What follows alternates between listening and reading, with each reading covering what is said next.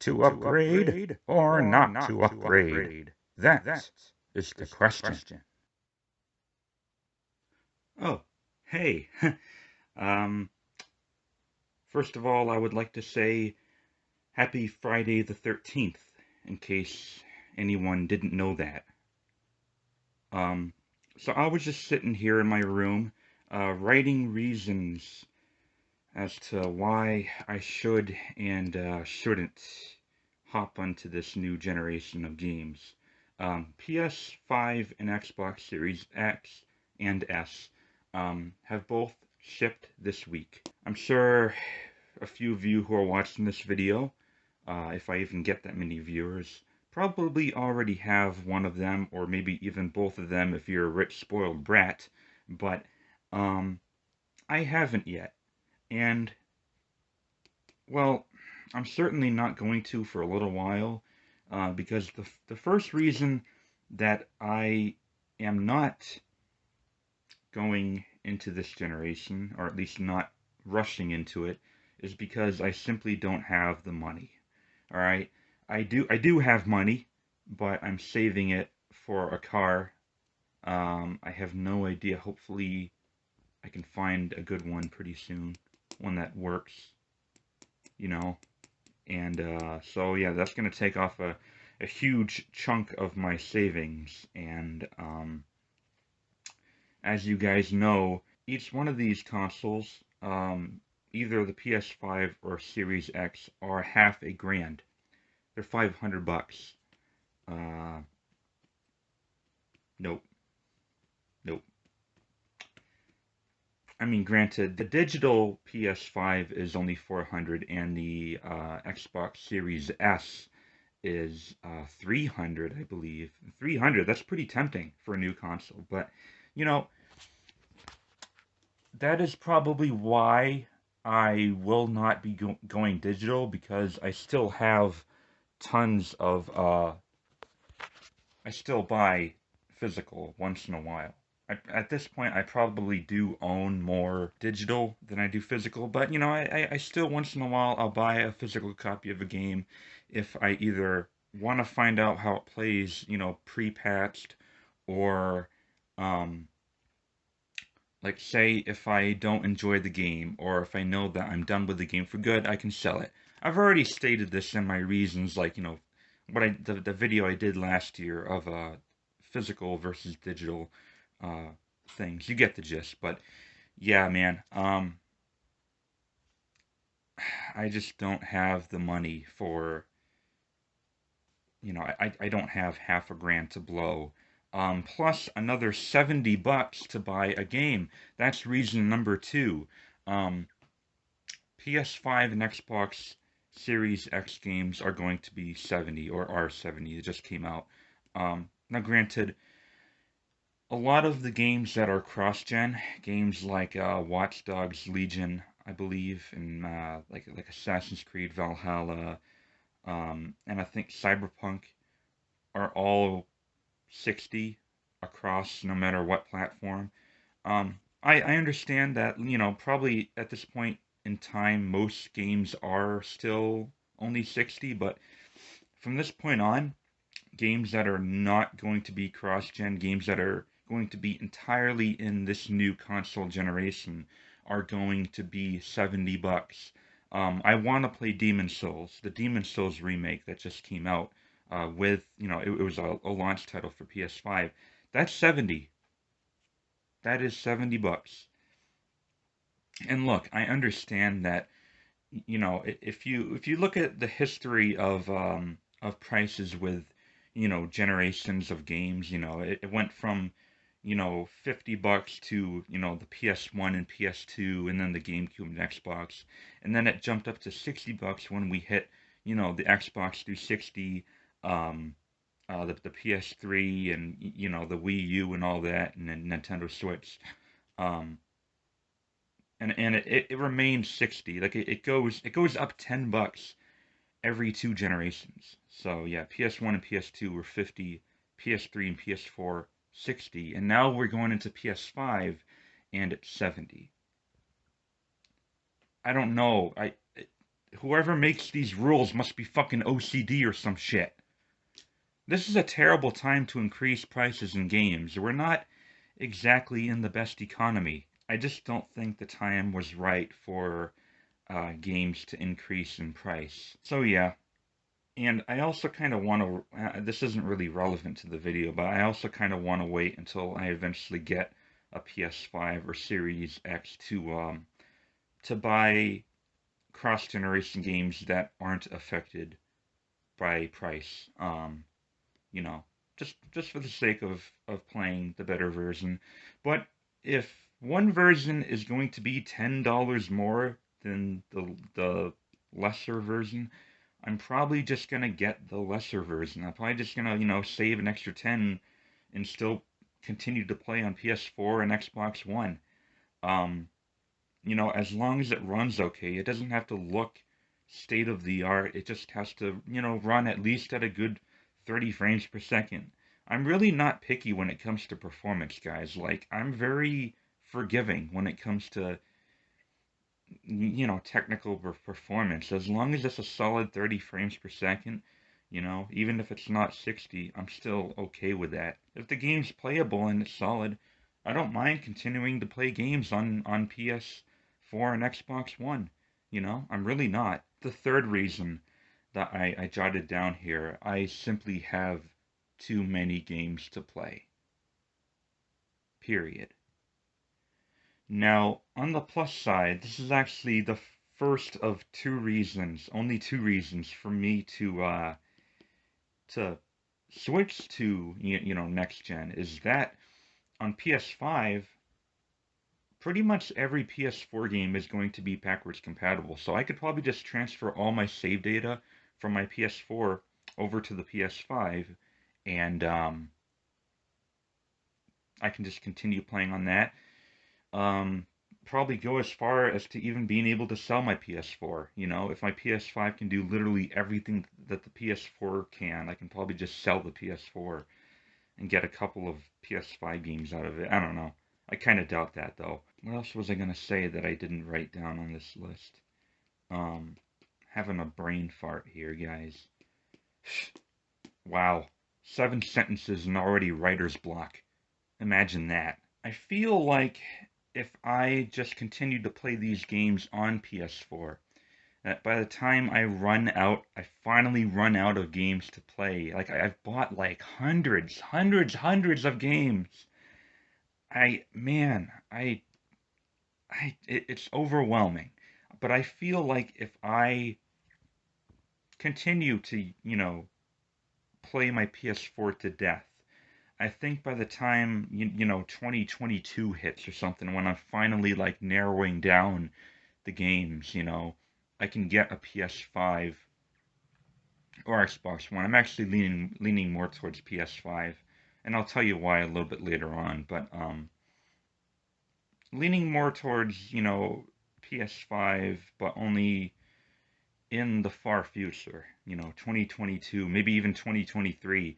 But at that point in time, when I beat all my games on PS4, I can, get the PS5 when it's on sale, when it's bundled with a game, like a PS5 Demon's Souls bundle would be awesome, if I could find that for like $350, it's mine, you know what I mean? Like why rush into it now if I'm hardly going to buy any um, PS5 games if all I'm going to do is just play PS4 games? I might as well just keep playing on PS4, you know? It's just time management wise and financial wise. I just feel like that's a better plan. It saves money in the long run just waiting for the PS5 to go down in price, and instead just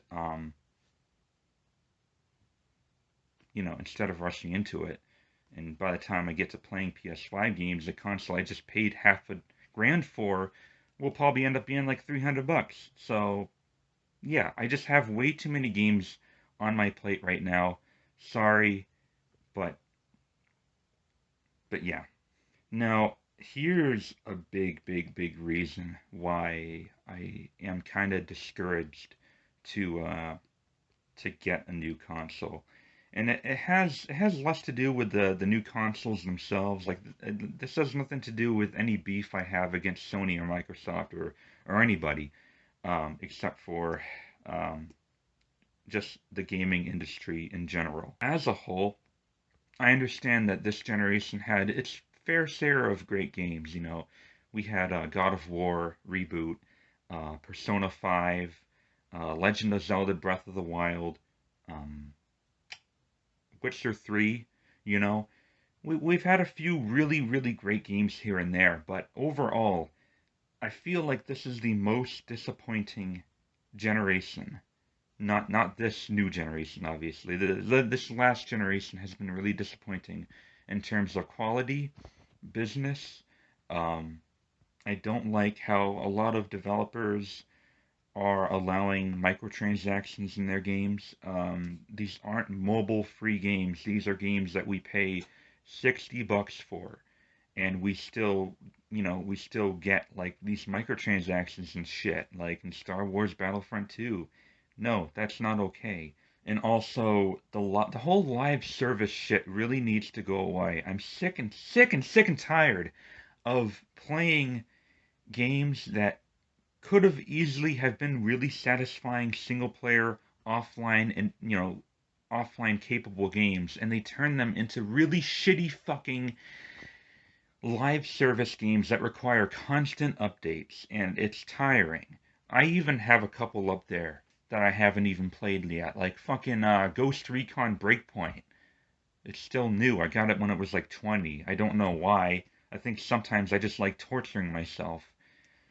But and Fallout 76, oh my god, dude. No Man's Sky, it's just stop with the live service. Avengers, what the fuck happened?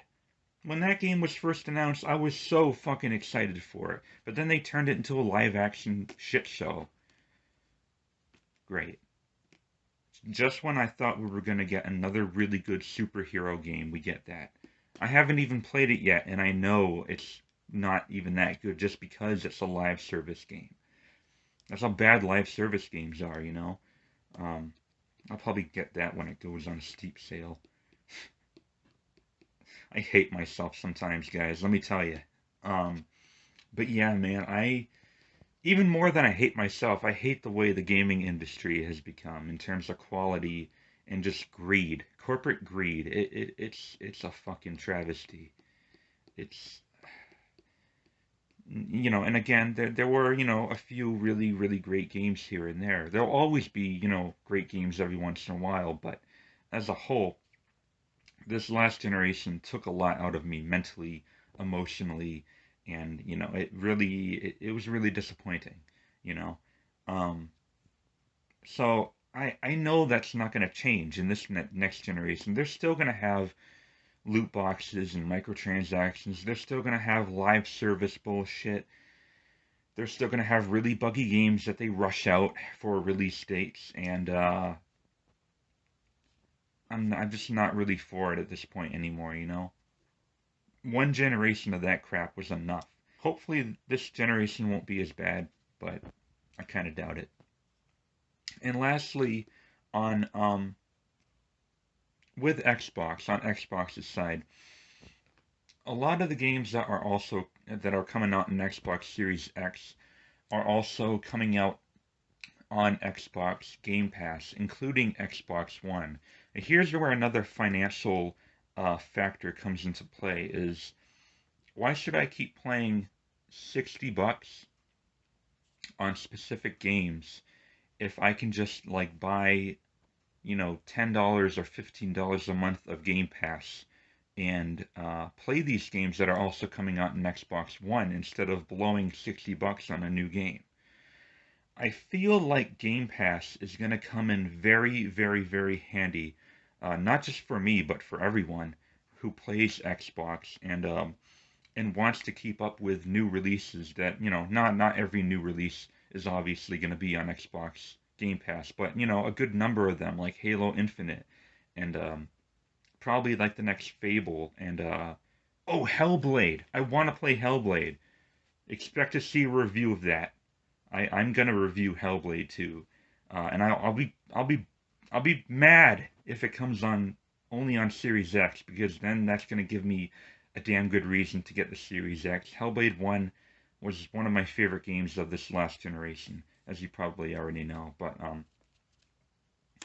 if it does, maybe it can get ported onto other consoles like PS5. But I'm gonna want to play it firsthand and just review it. I think I remember reading that it was gonna go on Game Pass. Hopefully that's still true by the time it comes out. Um, so those are the reasons, and they're quite big reasons why I shouldn't bother with the next generation. At least not for a few years. I'll probably like join it halfway. Eventually I will get a PS5 or Xbox Series X, but it's not going to be for some time. I guess this is a matter of how long should I wait before jumping into this next generation. Maybe that's what the name of this video should be, but regardless, I'm still avoiding it until that time comes, until it's appropriate for me to be able to switch over, based on my time and my money. Both consoles are going to be, I keep saying going to be because I keep forgetting they're already out. This generation kind of flew by. But PS5 and Xbox Series X are both backwards compatible with pretty much every game on the previous console. Not the PS1, PS2, PS3. PS5 only has backwards compatibility with almost all PS4 games. The only PS4 game that I own digitally and it isn't backwards compatible is Shadow Complex Remastered, which I already played through. Great game, by the way. But that's the only game I own that's not backwards compatible. So, like I said earlier in this video, I could just switch over to PS5 right now and just have a blast playing everything I already own on PS5 while getting, new PS5 games once in a while, like Demon's Souls and maybe like for Horizon Forbidden West and maybe Elden Ring. I think Elden Ring is still technically in development for PS4 and Xbox One, but considering how long we're waiting for that, I kind of doubt it. They're probably just gonna say fuck it and just, From Software is probably just gonna release it on, these next gen consoles. Um, so I'll count that in. Yeah, good amount of backwards compatibility. I prefer PS5's backwards compatibility. Well, maybe not prefer it, but I do like how it's more simplified in that, like, drop my pen. It's less half-assed than Xbox. What Xbox does, where, the 360 only had backwards compatibility with certain original Xbox games, and the same thing with Xbox One and 360. There are certain games that I have that I still can't play on any Xbox. Well, at least not after original Xbox. I have Deus Ex Invisible War. I don't really have a working original Xbox right now, and it would be nice if they would have been able to have full backwards compatibility, for once in their careers as, console makers. But a little bummed, but they are backwards compatibility with every Xbox One game at least, so it's like the PS5 in that regard. Previous generation only, but it's also every game that was compatible on Xbox One is also compatible on the Series X. So if I wanted to play like Mass Effect Trilogy on 360, I'd be able to play that too, or if I, wanted to play like the Orange Box or BioShock, I can do that as well on the Series X. So backwards compatibility on both is really nice, especially like I said, I have a ton of games. Maybe if I got like a good job really soon, I'd probably be able to maybe get a new console next year. But Yeah, and also, lastly, the second reason is to play new games that are coming out, and stay updated and give you guys the most content that I can, the best content, you know. I'm sure, sharing is going to be better. Video, trimming and all that stuff is probably better on PS5. Same with Xbox Series X. Just new games I want to play, I want to get my hands on Demon's Souls, and I, yeah. I think that's about it. This video has gone on long enough. I'm I'm kind of stuck because, like, on one hand, like, I do want to get, I'm eager to get a PS5. A part of me wants to, like, get it right now and just, like, transfer all my data, not thinking about buying a car. It's half a grand, like, and just play everything on that. Maybe trade in the PS4 for, Demon's Souls and a couple other PS5 games. I don't know. What do you guys think? Should I mean, I know I make my own decisions, you know, and I'm likely not going to get a new console for at least another year, you know. Maybe I'll get it when, like, Resident Evil 8 comes out, or Village, or whatever it's called. Um, but I think the question is, when do you guys think I should hop on this new generation? You know, I I'm really curious, or what are your personal thoughts? You know, have you already gotten a console, or why are you waiting? Give me some feedback. I would love to hear it. I think this has been a really good discussion, honestly. I think this is something that a lot of us need to talk about. It's a lot of us don't have a lot of money right now, and I think I'm kind of certain what my plan is. I don't know. A little feedback would go a long way. Like, if one of you guys has like a PS5 right now, and, like, you're loving the shit out of it, like, if you recommend it to me, I may consider getting it, sooner.